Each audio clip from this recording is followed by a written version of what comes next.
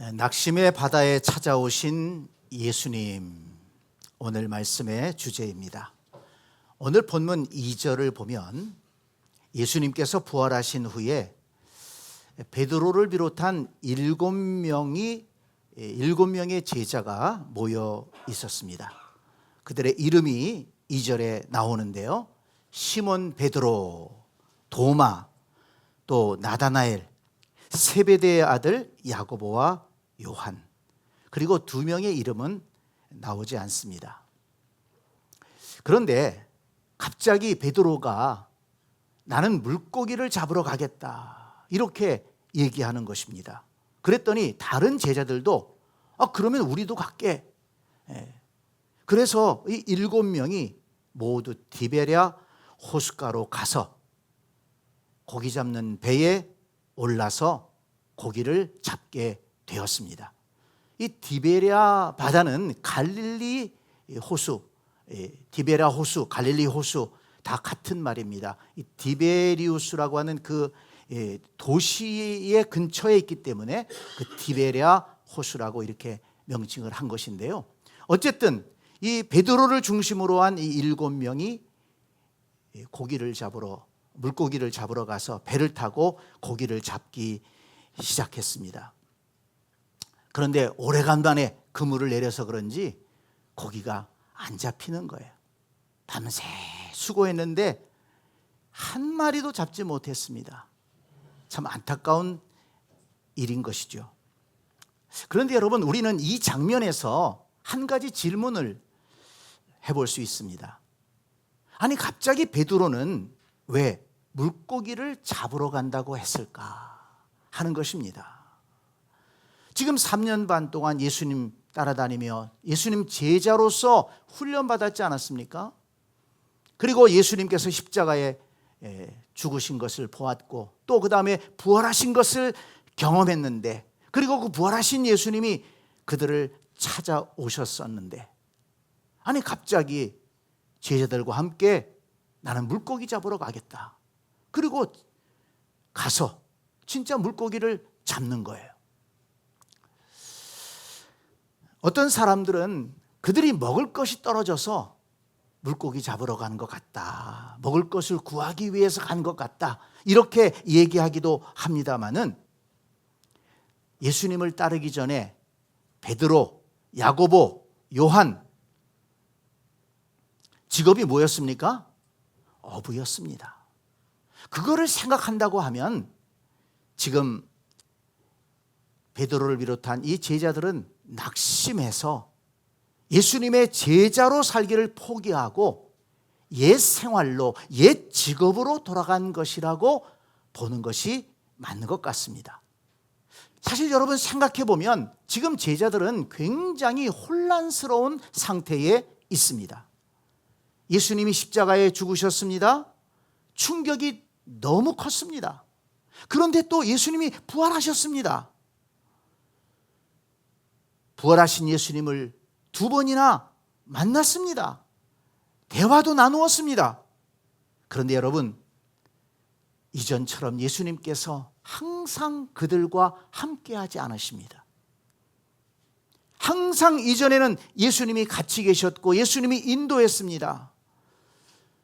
예수님 가자는 데 갔고 예수님이 먹을 것도 준비해 주시고 예수님이 제자들을 다 인도해 주셨어요. 근데 지금은 그 예수님이 항상 자신들과 함께하지 않은 것입니다. 상황이 바뀌었습니다. 구심점이 없어졌습니다. 앞으로 어떻게 살아가야 될지, 무엇을 해야 할지 판단이 잘 되지 않는 것입니다. 여러분, 그 당시에 제자들의 심정으로 한번 생각해 보기 바랍니다. 얼마나 혼란스러웠을까요? 먹고 살 일도 걱정이 되었을 것입니다. 생각도 못한 베드로가 옛 직업으로, 옛 생활로 돌아가야 되겠다, 이렇게 결정한 것 같습니다. 그들의 상황을 좀 생각해 본다면 이해할 만도 합니다. 그러나 여러분, 우리는 다시 질문을 던질 수 있습니다. 여러분, 지난 3년 동안 그들이 예수님과 함께 생활했는데, 예수님을 따라다녔는데 그냥 따라다닌 게 아니지 않습니까? 그냥 먹고 자고 생활한 게 아니지 않습니까? 예수님의 말씀을 가장 가까이에서 그들은 들었습니다. 그 은혜로운 말씀을 생생하게 들었습니다. 예수님이 능력을 행하실 때 그들은 그것을 옆에서 직접 보았던 사람입니다. 그 능력이 보통 능력인가요? 병든 자를 살리고 일으키고 죽은 자를 살리고 오병이어의 기적을 베풀고, 여러분, 오병이어의 기적이라는 게 얼마나 놀라운 것입니까? 많은 사람들이 모였는데 먹을 것이 다 없는 거예요. 방법이 없었는데 한 아이가 건네준 오병이어, 떡 5개 물고기 2마리, 그걸 예수님이 받아 드시고 하나님 앞에 감사하며 기도하시더니 그걸 떼어주시는데, 그 모인 사람들이 다 먹고도 남아서 거두었다는 것입니다. 그 기적을 체험하면서 사람들은, 야, 이 예수님은 바로 하나님이 보내주시기로 한 그 선지자다, 놀라지 않았습니까? 그리고 베드로는 영생의 말씀이 주께 있는데 우리가 어디로 가겠습니까? 그렇게까지 고백했던 적이 있었습니다. 바람과 파도를 잔잔케 하기도 하셨습니다. 특별히 이 베드로와 야고보, 요한은 예수님의 특별한 사랑을 받았어요. 변화산에 따로 데리고 올라가서 기도하시다가 예수님이 하늘에서 내려온 모세와 엘리야와 함께 자신의 죽음에 대해서 얘기하는 것을 보지 않았습니까? 그 놀라운 영광을 경험했어요. 그 능력을 보았던 사람들입니다. 그리고 여러분, 예수님께서 잡히시기 전에 미리 예언하지 않았습니까? 내가 잡혀갈 것이다. 그리고 고난받을 것이다. 그리고 십자가에서 죽게 될 것이다. 그리고 또 부활할 것이다. 예수님이 미리 얘기하신 대로 그 과정이 다 이루어졌습니다. 그리고 그 부활하신 예수님이 얼마 전에 실제로 찾아오셔서 만나주시고, 내 손바닥에 못자국을 보아라, 내 옆구리에 창자국을 보아라 확인시켜 주기까지 하지 않으셨습니까? 예수님이 찾아오셔서 제자들에게 평강이 있을지어다, 구원의 완성을 선포하셨어요. 아버지께서 나를 보내신 것처럼 나도 너희를 보낸다, 사명을 다시 회복시켜 주셨어요. 성령을 받으라, 능력을 주셨습니다. 그리고 도마에게 특별히 말씀하셨잖아요. 여기 만져봐라. 너 그렇게 의심하면 안 된다. 너는 나를 본고로 믿느냐? 보지 못하고 믿는 자가 복이 있다. 이렇게 말씀하셨습니다. 그러니까 제자들은 남들이 경험하지 못한 특별한 은혜와 특별한 능력을 경험한 자들입니다. 그렇다면 여러분, 생각해 봅시다. 제자들은 지금 어디에 있어야 하겠습니까? 지금 어디에 있어야 마땅하겠습니까?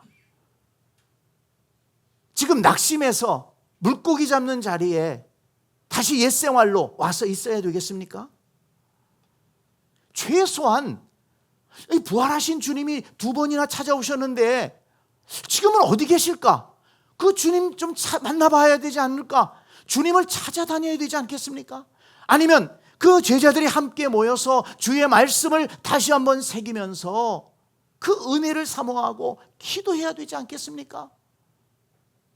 아니면 예수님의 부활을 직접 체험했으니 아직도 십자가에 죽으신 예수님만을 생각하면서 근심하고 슬퍼하는 많은 형제자매들이 있는데, 그들을 찾아가서 우리가 부활하신 예수님을 만났다, 예수님은 부활하셨다, 예수님은 하나님의 보내신 아들이요 진정한 우리의 구세주가 되신다, 그렇게 증거해야 하지 않았겠습니까? 그러나 여러분, 그들은 지금 어디에 있습니까? 지금 무엇을 하고 있습니까? 마음을 잡지 못하고 낙심해서 옛 생활로 돌아가 있습니다. 잡히지도 않는 물고기를 잡기 위해서 밤새도록 고생했다는 것입니다. 분명한 것은 지금 제자들이 있어야 할 곳은 디베랴 호수가 아니라는 것입니다. 지금 제자들이 해야 할 일은 물고기 잡는 일이 아니라는 것입니다. 주님이 기뻐하시는 곳이 아니고 주님이 기뻐하시는 일이 아니라는 것입니다. 여기서 우리는 또 하나의 질문을 던질 수 있습니다. 제자들은 왜 그렇게 됐을까요? 아니, 그렇게 많은 말씀을 듣고 그렇게 많은 이적을 보았는데, 아니 그래 어떻게 이렇게 낙심하고 옛날 생활로 돌아갈 수가 있겠습니까? 궁금하지 않습니까? 여러분, 이 질문이 왜 중요한가 하면 우리도 많은 말씀을 듣고 많은 은혜를 경험했음에도 불구하고 믿음에 굳게 서지 못한 채 방황할 수 있고 헤매는 신앙인으로 살아갈 수 있기 때문입니다. 여러분, 저와 여러분 지금까지 신앙생활을 해오면서 몇 번의 말씀 들었습니까? 얼마나 말씀 많이 들었습니까? 얼마나 많은 은혜를 경험했나요? 기도하고 하나님의 인도하심을 얼마나 우리가 많이 체험했습니까? 그러나 여러분, 우리도 자칫 잘못하면 이 제자들처럼 방황할 수 있고 낙심할 수 있고 주님이 뜻하지 않는 곳에 가서 있을 수 있고 주님이 기뻐하지 않는 모습으로 살아갈 수 있다는 것입니다. 그래서 이 질문이 중요한 것입니다. 제자들이 왜 그렇게 됐을까? 이 말씀을 읽으며 다시 한번 곰곰이 생각하고 묵상해 보았습니다. 그럴 때 히브리서 4장 2절의 말씀이 생각났습니다. 여러분, 히브리서 4장 2절 말씀을 한번 찾아보세요.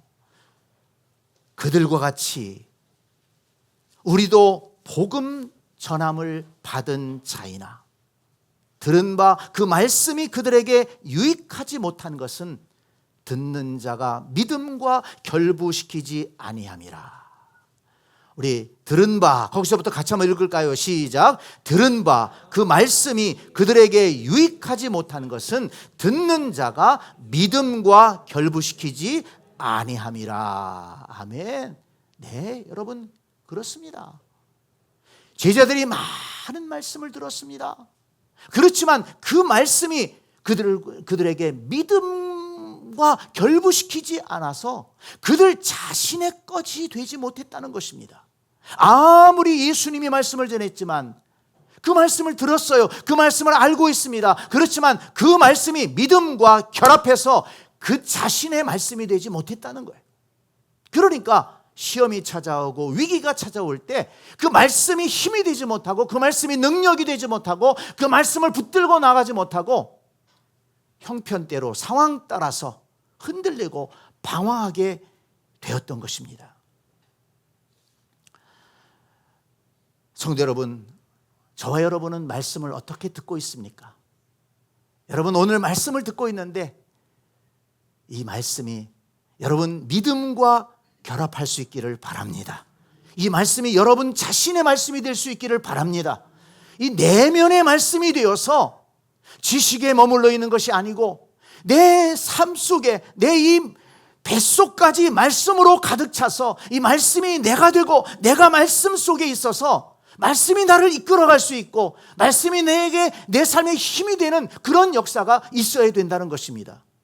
그런 은혜를 체험할 수 있게 되기를 바랍니다.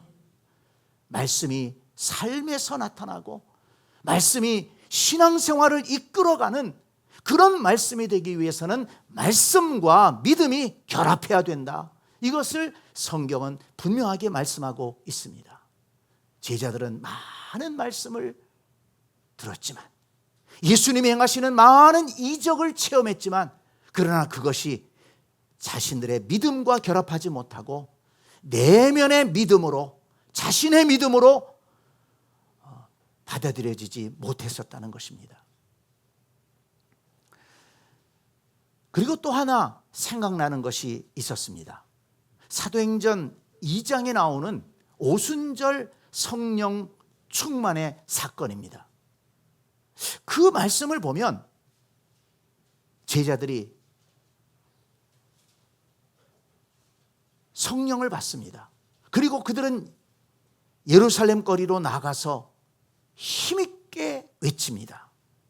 거기 2장 14절을 보면 베드로가 11사도와 함께 서서 소리를 높여 이르되 유대인들과 예루살렘에 사는 모든 사람들아 이 일을 너희로 알게 할 것이니 내 말에 귀를 기울이라. 지금 베드로와 다른 11제자가 예루살렘 거리로 나갔습니다. 담대하게 나갔습니다. 그리고 사람들을 향해서 예수 그리스도의 부활을 전하는 것입니다. 아직도 그곳에 예수님을 미워했던 바리새인들, 서기관들, 로마 군병들 거기 있지 않습니까? 그런데도 그들은 두려워하지 않고 담대하게 예수 그리스도의 부활을 전했습니다. 딴 사람이 되었습니다. 무엇이 그들을 그렇게 변화시켰나요? 시간도 얼마 지나지 않았는데요, 성령 충만을 받았다는 것입니다. 그들이 성령의 은혜를 받았다는 것입니다. 성령의 인도하심을 받았다는 것입니다. 여러분, 예수님은 그거를 아셨습니다. 그래서 예수님이 마지막으로 제자들에게 부탁한 것이 무엇입니까? 예루살렘을 떠나지 말고 아버지의 약속한 것을 기다려라. 몇 날이 못되어 너희가 성령으로 세례를 받을 것이다. 예수님이 말씀하셨어요. 예수님의 유언입니다. 성령을 받아야 된다. 성령 받아야 된다. 그리고 제자들은 그 말씀에 순종해서 열심히 기도하지 않았습니까? 그리고 오순절 날에 성령이 강림하시고 성령 충만을 그들이 받았습니다. 그리고 그 다음부터는 성령의 인도하심을 받기 시작했습니다. 성령의 능력을 따라 살기 시작했습니다. 그들이 완전히 변화되게 된 것입니다. 여러분, 제자들이 이렇게 성령 충만을 받음으로 완전히 변화된 삶을 살 수 있었다면, 지금 오늘 본문에 요한복음 21장에서 보여주는 그 제자들은 성령을 힘입지 않고 성령의 인도하심을 받지 못했기 때문이라는 것을 우리는 알 수가 있는 것입니다. 성령의 능력을 힘입지 못하니까, 성령의 인도하심을 받지 못하니까 상황에 따라서 낙심하게 되고 좌절하게 되고 있어야 될 자리에 있지 못하고 주님이 기뻐하시지 않는 모습으로 그렇게 살아가게 되는 것입니다. 성도 여러분, 오늘 본문에 나오는 이 제자들의 모습은 우리의 모델이 될 수 없습니다. 그러나 사도행전 2장에 나오는 제자들, 성령 받고 능력 받아 담대하게 세상을 이기고 하나님의 영광을 선포하는 그 제자들이 우리의 모델이 되어야 됩니다. 성도 여러분, 저와 여러분들이 그렇게 되어야겠습니다. 영적인 무력함을 한탄하지 말고 기쁨이 없는 신앙생활을 원망하지 말고 그 원인을 다른 데서 찾지 말고 성령 충만을 사모하며 주님의 보좌 앞에 나아가 기도할 수 있는 저와 여러분들이 될 수 있기를 간절히 축복합니다. 성령의 인도하심을 사모하고 성령 충만을 사모하고 우리가 기도 자리에 나와 기도하고 부르짖어 기도하고 성령님, 내 마음을 주장해 주세요. 내 삶을 인도해 주세요. 내 신앙생활을 회복시켜 주세요. 승리하는 생활로, 기쁨의 생활로 인도해 주세요. 우리가 기도하고 회복하는, 그래서 온전한 제자의 모습으로 회복하는 우리가 되어야 될 줄 믿습니다.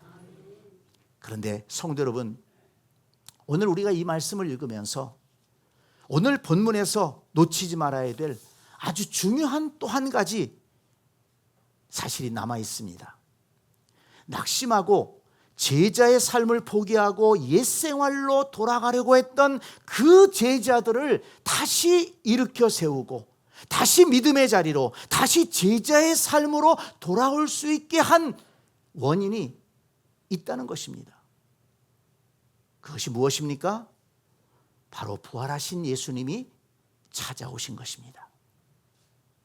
낙심으로 가득 찬 바다에 그들을 부르는 소리가 있었습니다. 얘들아, 고기가 있느냐? 밤새도록 수고했지만 얻지 못했습니다. 그랬더니 예수님이 다시 말씀하십니다. 배 오른편에 그물을 내려라. 그러면 잡을 수 있을 것이다. 그래서 배 오른편에 그물을 내렸더니 끌어올리지 못할 정도로 물고기가 잡혔습니다. 예수님께서 또 한 번 찾아오셔서 예수님께서 또 한 번 말씀해 주시고 또 한 번 능력을 베풀어 주신 것입니다. 이전에 그렇게 능력을 베풀어 주셨는데 왜 못 믿느냐? 그렇게 얘기하지 않았어요. 그래, 내가 부활한 모습으로 너희들을 찾아가서 그렇게 확인시켜 주었는데 왜 너희들 여기 와 있느냐? 그렇게 책망하지 않으셨습니다. 다시 말씀해 주시고 다시 능력을 베풀어 주셨어요. 여러분, 그분이 바로 우리 주님이신 줄 믿습니다. 제자들이 그 물고기를 잡고서 어떤 생각을 했을까요? 여러분, 처음에 예수님이 베드로를 부르실 때 갈릴리 바닷가에서 부르셨어요. 베드로의 배에 타신 다음에 말씀을 전하시고 그날도 이상하게 베드로가 고기를 잡지 못했어요. 근데 예수님이 깊은 데로 가서 그물을 내려라 말씀하셔서 이 베드로가 밤이 맞도록 우리가 수고했지만 잡은 것이 없지만 선생님께서 말씀하시니 실행하겠습니다. 깊은 데로 가서 그물을 내렸더니 그때도 그 물고기를 많이 잡았거든요. 그러면서 이 베드로가 주님을 따르겠습니다. 그리고 예수님의 부름에 따라 나섰지 않았습니까? 그 사건이 지금 다시 재현된 것입니다. 왜 그랬을까요? 예수님은 베드로가 경험했던 그 은혜의 경험을 다시 회복시켜 주신 것입니다. 처음에 그 주님을 만났을 때 그 감동을 다시 한번 경험하게 하심으로 베드로로 하여금 그 낙심의 자리에서 일어서게 하셨다는 것입니다. 그리고 제자들이 그 배에서 내려 예수님인 줄 알고 배에서 내려 나와 보니까 그 호숫가에 예수님이 숯불을 피워놓으셨어요. 새벽 공기가 차갑지 않습니까? 밤이 맞도록 수고했지만 고기를 잡지 못했어요. 몸과 마음이 지칠 대로 지쳐 있습니다. 그런데 예수님이 숯불을 피워놓으셨어요. 그리고 거기에 물고기와 떡을 구우신 겁니다.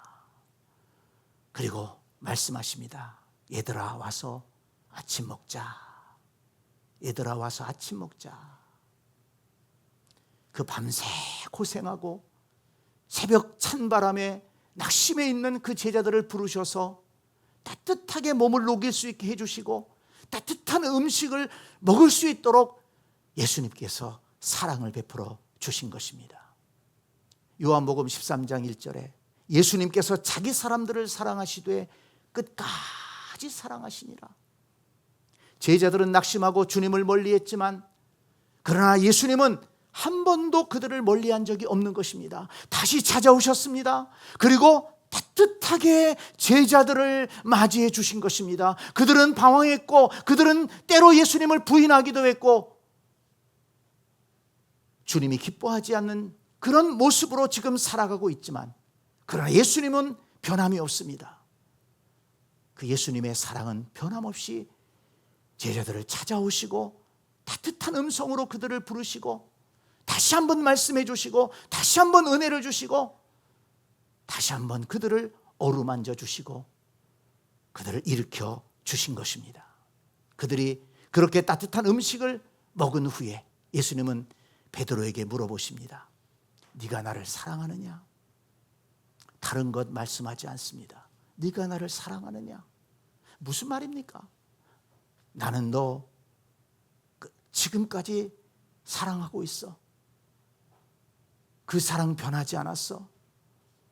네가 나를 모른다고 할 때도 나는 그 사랑 변하지 않았어. 지금 이곳에 낙심해서 와 있어도 나는 너를 버리지 않았어. 네가 나를 사랑하느냐? 예수님은 물으신 것입니다. 여러분, 베드로를 비롯한 제자들을 일으켜 세운 것이 무엇입니까? 예수님의 사랑입니다.